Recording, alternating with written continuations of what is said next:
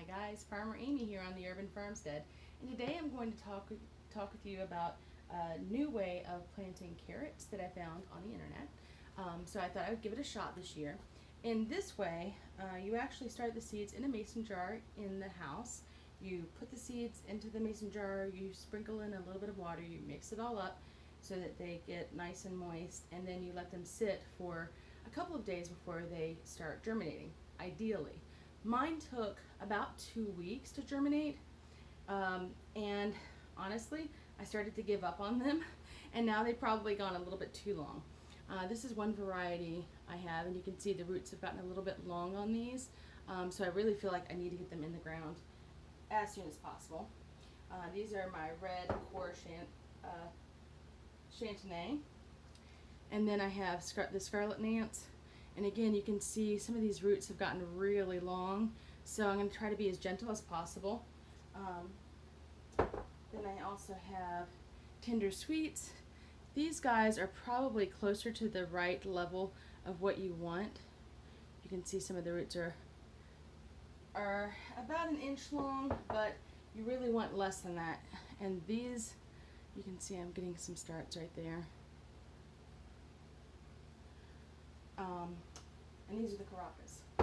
So, what I'm going to do is I'm going to incorporate them into, like I said, a slurry, and then I'm going to plant them outside.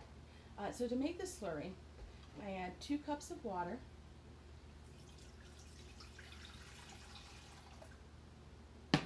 and then I used 3 tablespoons of cornstarch. I wanted a nice thick slurry, so I used 3 tablespoons. I stirred it, and then brought it to a boil. And once I got that finished, so you guys don't have to sit through all that, I cooled it off in my refrigerator. You want to make sure this is nice and cool before you actually start to incorporate the seeds, because the last thing you want to do is fry your baby seeds.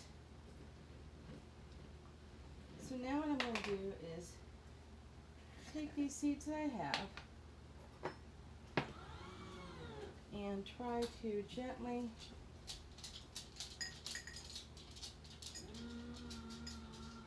pull some of these seeds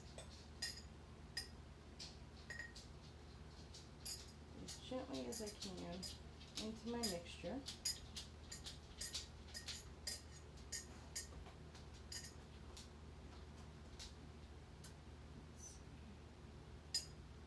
I'm just taking a little dab of the slurry and getting it on my knife here, and then using that to kind of coax them out of the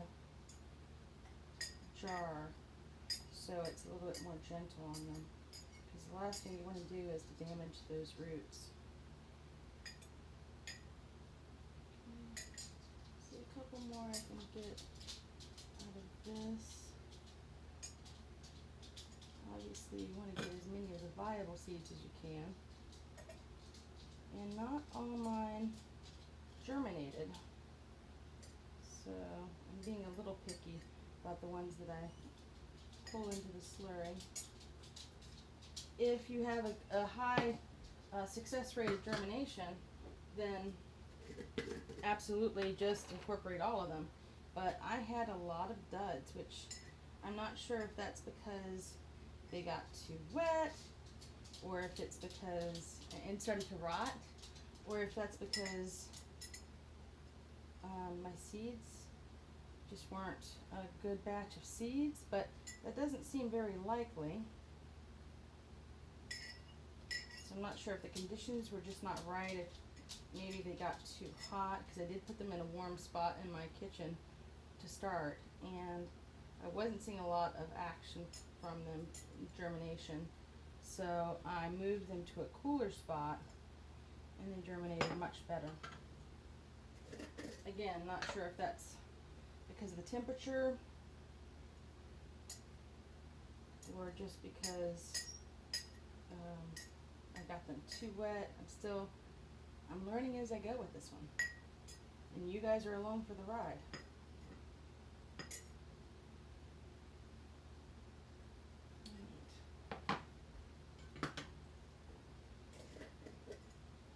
This this is the one that I had the most success. You can see a whole bunch of little seedlings starting in there.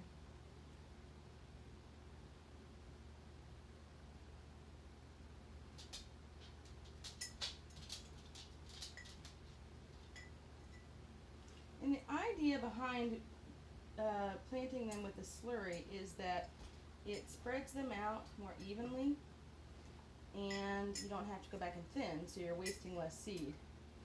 You're also, well, like I saw, checking to see which seeds are actually germinating. You don't really want to spend a lot of time and energy with carrots that aren't going to germinate. So if my seeds aren't viable, I'd rather know that, because they take a long time to show in the ground. I mean, these are just, they've taken 2 weeks just to get roots. So it would take easily another week or two before I would start seeing them push up above the soil outside. Okay, I think that's just about good. I'm getting all the seeds out that I want to incorporate. Okay. So now I'm going to very gently fold these into my slurry, because again, I want to try to make sure I'm not destroying or damaging any of those roots.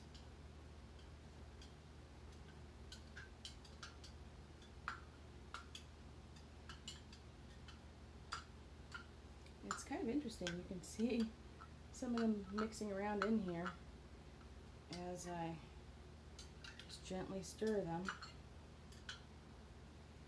Alright. Now, the next thing you need is a Ziploc bag, and in retrospect, I'm not sure I'm going to need a gallon one, so I'm going to get a little bit smaller one. I'm going to get a quart size here. That's probably about all I really needed. Okay. And then I'm just going to pour my slurry into this bag.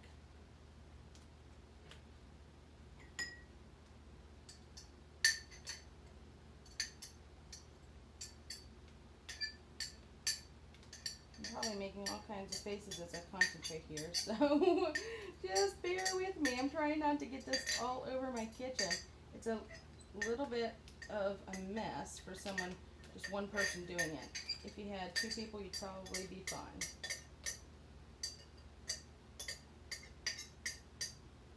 Okay.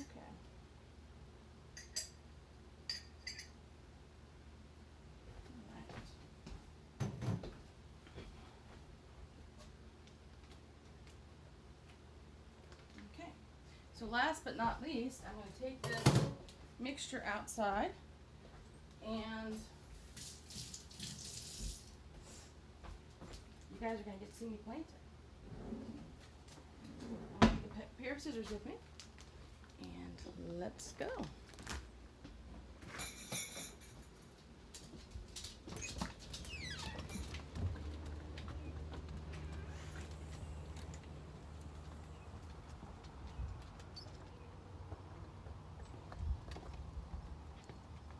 Alright, now I've already prepared my seed bed, so you don't have to sit through that. Let me see if I can get a good angle on this. Yeah, I think that'll be good. And you can see I've already made the nice long lines here. I'm going to plant my seeds in rows this way, just because it's easier for me to access them. And then last but not least, you're going to want to take the tip here, and you're going to cut just a little snip off of it, just like you would a pastry bag.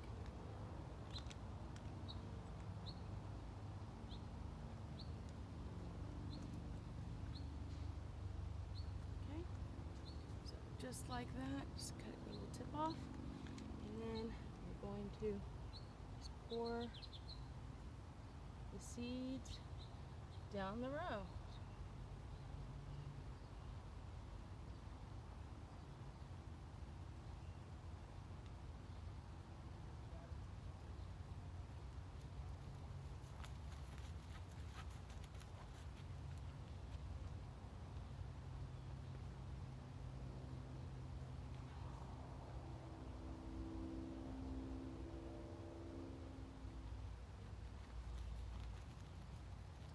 spots that you see are thinner, you can always go back over them a little bit more just to make sure got seed there. And then I'm going to cover my seeds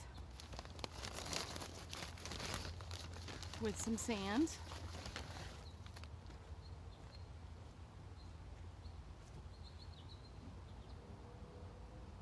This helps keep them nice and moist, and it avoids getting a crust on top of your seeds. If carrots hit a resistance of a soil that is crusted, they are less likely to be able to push up through the surface and get to the sunlight.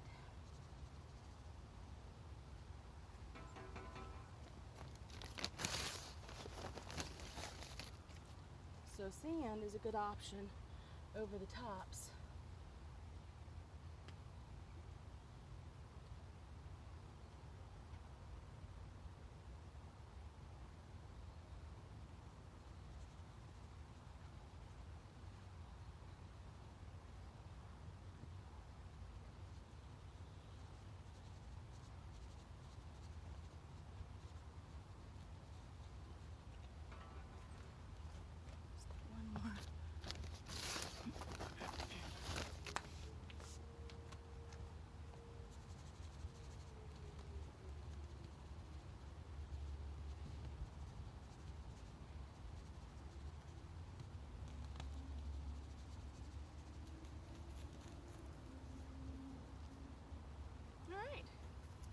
And after that's done, I will come back. Oh, and you can see my eager helpers. They love carrots.